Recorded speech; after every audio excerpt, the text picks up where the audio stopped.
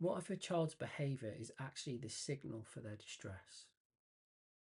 Parents often seek therapeutic support because their child's emotional outbursts are becoming incredibly intense, unpredictable, and disproportionate to the situations that they're in.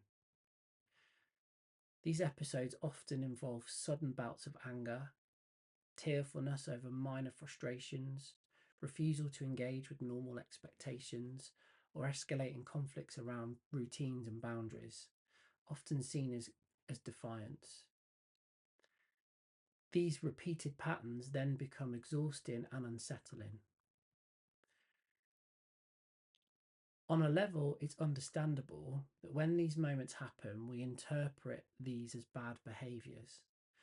And parents are often then drawn into feeling like they have to be firmer on boundaries, stronger in consequences. And then actually, what happens is the emotional turmoil inside is not actually seen, because these are expressions of internal distress that a child doesn't have the capacity to talk about. And the younger the child, the more relevant this becomes. So when we focus solely on the visible behaviour, the emotions underneath remain unrecognised and actually can continue and increase the escalations of bad behaviour.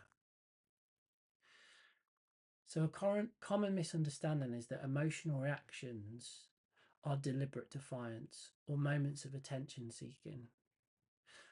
And also that if we acknowledge the distress and we allow the behaviours to continue, that we're reinforcing them. And on a level, these assumptions are understandable because this approach is how modern behaviour approaches in schools and in life. That's how parents are taught.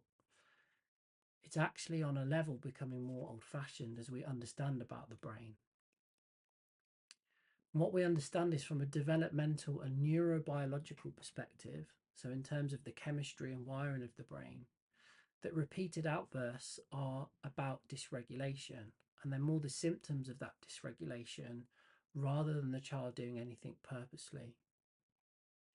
So when a child becomes overwhelmed, their nervous system shifts into a state of heightened arousal, and their ability to reason and understand goes completely offline.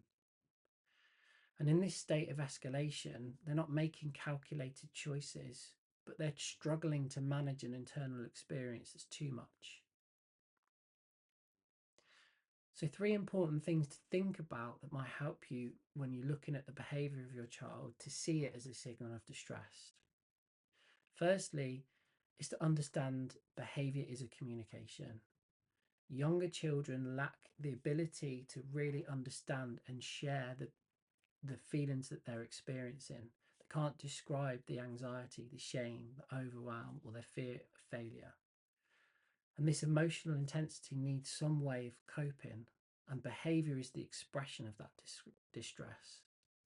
So, seeing behaviour as a communication allows parents to see what is happening for the child and to stop and wonder what is the child trying to convey.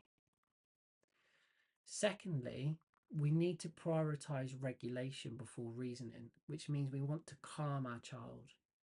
So, when a child is emotionally flooded, any logical explanations, any attempt at asking them what they're doing, why they're doing it, why are they doing this thing or that thing, and giving them consequences, they won't be able to take it in.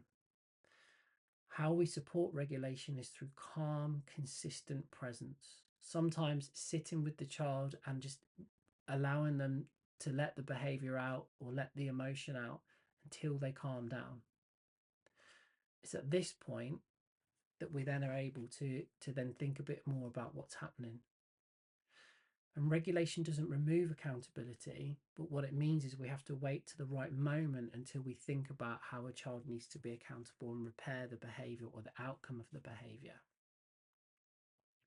The third shift is observing the patterns that are happening rather than isolated incidents, which is really hard, particularly if you've been overwhelmed yourself as a parent. And let's be honest, some of these behaviours are not okay, particularly when other people are hurt or upset as a result. Occasional escalation is part of development, but when these things become more frequent, if you're able to predict when they might happen in terms of certain pinch points or transitions, or they're linked to particular contexts such as school stress or issues with friendships, then there's often something happening more underneath. Seeing these patterns allows you as a parent to think about how you can address the source of distress, but also to think more deeply about what your child's trying to manage underneath the surface.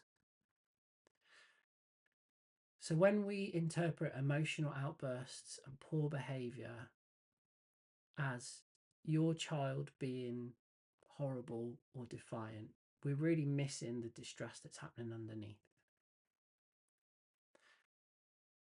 What we aim to do as therapists is help families see that distress and help the child better able manage and express the emotional turmoil that they're in.